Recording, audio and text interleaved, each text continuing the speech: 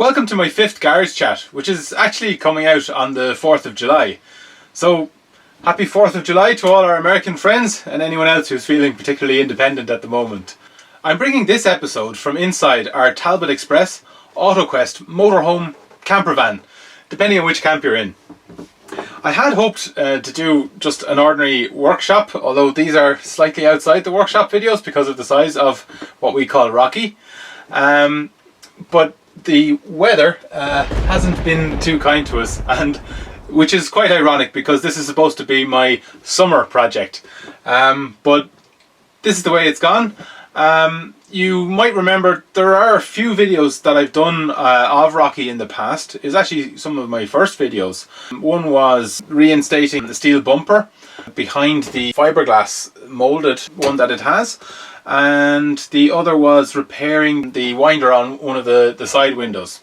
Another one I did was fixing the skylights, which aren't dripping on the camera, which is a good thing considering the weather we have today. I explained to you when I did the first one of these Garage Chat videos that sometimes things get complicated, and that's why my projects aren't particularly linear. And as you can see, Chewy is resting in the garage behind me, and the reason I'm not cracking on with that project is because I have to deal with who's worst most of the time, and at this stage I don't want to leave Rocky out for another winter without getting any more work done on it. Rust is getting a little bit too advanced for my liking. When we first purchased him about 5 years ago, I knew it was going to need work down the road, but actually it was in quite a good condition despite the really good price we paid for it.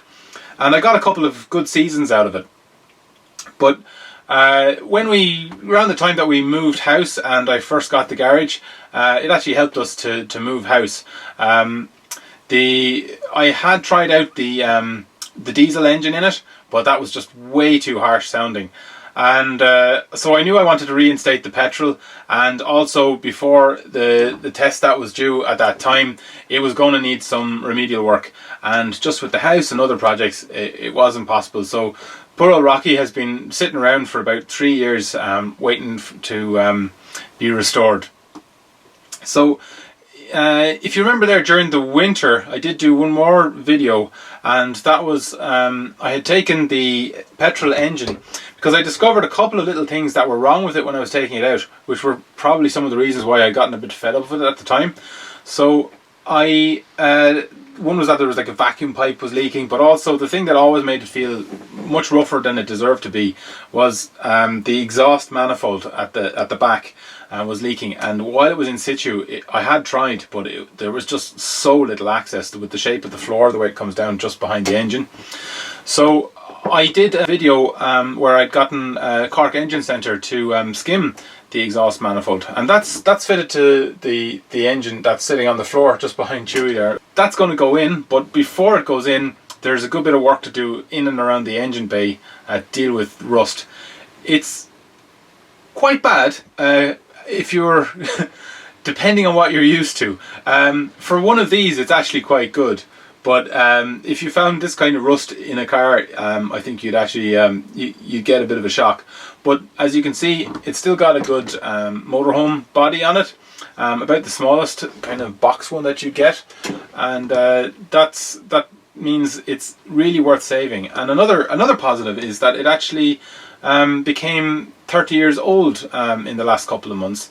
So now it's or actually a bit longer than that, just before Christmas. So it's now actually a classic, like a few of my other vehicles.